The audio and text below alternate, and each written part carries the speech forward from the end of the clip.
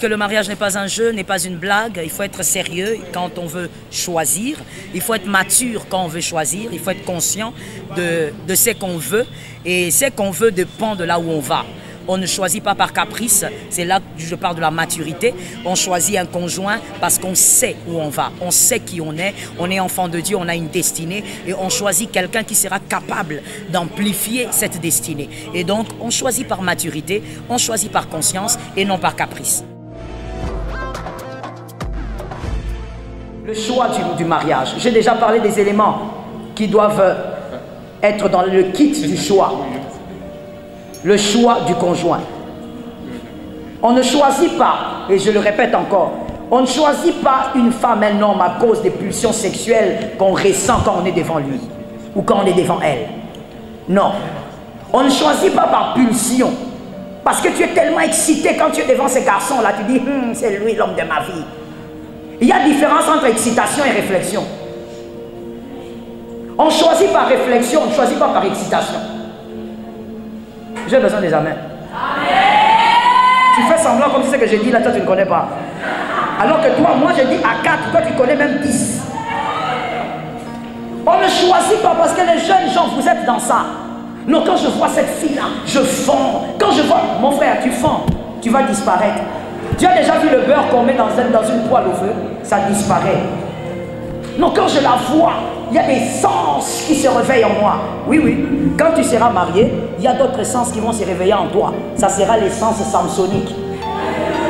Tu vas commencer à bastonner. Pourquoi? Parce que tu n'as pas choisi avec réflexion. Tu as choisi par excitation. Non. Non, quand on est... Voilà aussi le problème du péché. Non, comme on est fiancé là, même pas fiancé, copain. Écoutez, entre nous soit dit, hein, le copinage est un péché. Accepte pas. La vérité ne change pas parce que tu la refuses. Laisse-moi dire quelque chose pour un homme intelligent. La vérité ne change pas parce que tu la refuses. Au contraire, une vérité que tu refuses te rend ignorant et te rend insensé. La vérité demeure. C'est pas parce que tu résistes à la vérité que la vérité n'est pas vérité. Le copinage est un péché. Qu'est-ce que vous allez faire dans le copinage? À part vous toucher, vous tripoter, vous tourner recto verso. Qu'est-ce que vous allez vous faire là-dedans? C'est tout ce qu'il y a là-dedans. Je rentre à ce que je disais. Et maintenant, quand vous êtes dans une relation pareille, tu vas dire, toi, mademoiselle, non, tu sais, un homme ne m'a jamais embrassé comme ça. Quand il m'embrasse, je monte dans le 5e ciel. Ah bon? Le mariage va t'amener en enfer. C'est-à-dire, te marier avec un homme comme ça, tu te maries seulement parce qu'il crée des pulsions en toi. Tu vas aller dans un mariage enférique. Parce que tu vas souffrir. On ne se marie pas avec un homme parce qu'il t'excite. Avec une femme parce qu'il t'excite. On se marie avec quelqu'un parce qu'on a réfléchi. On a pris le cœur, on a mis à côté, maintenant on commence à réfléchir. La tête commence à fonctionner. J'ai l'habitude de dire ceci aux filles. Laisse-moi aussi te dire à toi. Je ne sais pas quand est-ce que je te verrai. Peut-être que la prochaine fois, ça sera au ciel. Alors laisse-moi te dire ça. Écoute-moi. Ève, qu'on a l'habitude de crucifier, elle a amené le monde dans le péché. La femme là, c'est à cause d'elle. La femme a péché. Mais je pose la question. Est-ce que Ève avait péché parce qu'elle avait besoin d'avoir une maison? J'ai besoin que les femmes me répondent. Hein? Si tu n'es pas femme, tu es homme. Parce qu'on ne sait jamais. Le monde actuel, je peux te voir comme ça, homme que tu es. Tu es un transgenre. Donc, avec le monde actuel, on ne sait pas. On ne sait pas qui est qui. J'ai dit que les femmes me répondent. Que les femmes me donnent la main. Est-ce que Ève avait péché parce qu'elle avait besoin que Adam lui donne une portion du jardin d'Éden? Ève avait péché parce que le serpent lui avait dit, c'est un arbre qui donne l'intelligence. Elle avait envié l'intelligence. Ce n'était pas une femme bête. C'était une femme qui était derrière l'intelligence. Certes, c'était une désobéissance à Dieu, mais la femme recherchait ce que le serpent avait dit. Le serpent n'avait pas dit que ça allait te donner des maisons ou encore des tissages. Le serpent avait dit que tu seras intelligente. C'était donc une femme qui aimait l'intelligence. Son péché était le fait d'aimer l'intelligence. Toi, comment tu es plus baudet même? Pourquoi j'ai donné cet exemple? C'est pour dire que depuis Genèse, la femme aimait l'intelligence. La femme, c'était la réflexion. Aujourd'hui, on dit non, la femme, elle est trop émotive. Mais la femme de Genèse, la femme que Dieu avait créée, elle avait été toujours derrière l'intelligence. Donc quelque part, c'est un être qui aime l'intelligence. Comment toi tu peux choisir seulement avec le cœur? La tête doit fonctionner. S'il y a une personne qui doit être intelligente, un être qui doit être intelligent, c'est toi. Est-ce que quelqu'un m'entend? Est-ce que je peux aller dans les profondeurs? Est-ce que je peux aller dans les profondeurs? Est-ce que je peux titiller quelqu'un? Laisse-moi un peu titiller les hommes. Adam était dans le jardin. Dieu lui avait dit ne touche pas cet arbre-là. Cet arbre-là ne touche pas. Le jour où tu touches, tu meurs. Adam ne s'est même pas intéressé à l'arbre tout le temps là. Il était obéissant, oui, mais il ne s'est pas intéressé à l'arbre. L'arbre, on dit que ça donnait quoi? La connaissance. Mais Adam, je n'ai rien dit. À celui qui peut capter, qu'il capte.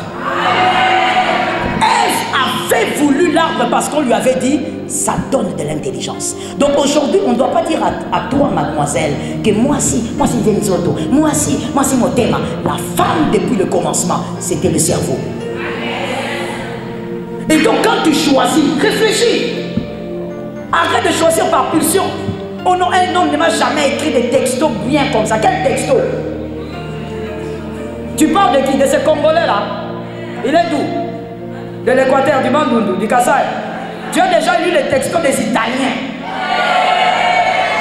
Il y a texto et texto. Hein? C'est le petit texto, la façon qu'on t'a envoyé là, qui t'a enlevé tout le cerveau. La vie, c'est toute une histoire. La vie, c'est pour la bâtir. Tu vois, tel que tu étudies là, c'est parce que tu veux bâtir une histoire. On ne blague pas avec sa vie. Il faut respecter sa vie. Tu as une histoire à bâtir. À 25 ans, tu dois avoir un témoignage. À 30 ans, tu dois avoir un témoignage. À 40 ans, tu dois avoir un témoignage. Ne joue pas avec la destinée. Dans la barque de sa vie, on n'embarque pas n'importe qui. Parce que dans la barque de sa vie, beaucoup de choses peuvent arriver. On embarque quelqu'un qui est conscient de là où on va. Que l'Éternel t'aide. On choisit parce qu'on sait qui on est. Tu es enfant de Dieu et tu connais là où tu vas. On choisit parce qu'on sait qui on est. Moi je pose la question, est-ce que maintenant je peux rentrer chez les hommes? Je peux poser une question? Je pose la question aux hommes. Toi tu es enfant de Dieu, toi tu es chrétien. Regarde même comment tu es venu dans une conférence où on parle de Dieu. C'est une conférence christocentrique. Même quand on parle du choix mariage, mais il s'agit de Christ ici. Mais mon frère, comment toi tu peux aller choisir la fille que tu veux épouser là? Elle passe toute sa vie dans les boîtes de nuit. C'est la fille que toi tu veux. Donc tu choisis sans te connaître ou quoi? Toi tu veux seulement cette fille-là qui est incapable de respecter ta mère. Quand tu parles de ta mère, elle te dit, ah laisse ces histoires-là, les choses de maman là, l'amour c'est deux. Qui t'a dit que l'amour c'est que deux? On s'aime à deux, on se marie avec tout un peuple. Tu ne le savais pas? On s'aime à deux. Mais le mariage, ça engage tout un peuple, c'est-à-dire des familles. Le mariage ne se fait pas qu'à deux. Tu dois être conscient de ce que tu es en train de faire aujourd'hui. Tu es enfant de Dieu, choisi en tant qu'enfant de Dieu. Le choix du conjoint se fait aussi par rapport, je l'ai dit d'ailleurs, par rapport à ce que tu peux apporter à l'autre. Regarde les phrases égocentriques qu'on a l'habitude de sortir, ou qu'on avait, pour moi en tout cas qu'on avait quand on était jeune, quand on était célibataire. Les phrases égocentriques. Il me faut une bonne personne. Je te pose la question, la bonne personne que tu veux, est-ce que tu pourras la bonifier? Parce que quand on choisit une bonne personne, il faut essayer d'être capable de la bonifier. Tu ne choisis pas un bon garçon pour que le garçon, il avait déjà son diplôme, avec son intelligence, mais depuis que ce garçon-là t'a choisi, rien ne marche dans sa vie. Le boulot même, il n'arrive pas à avoir. Tu ne choisis pas une fille qui avait des ambitions dans la vie pour qu'elle entre chez toi, elle commence à te préparer la boule tous les jours, et ça se limite là.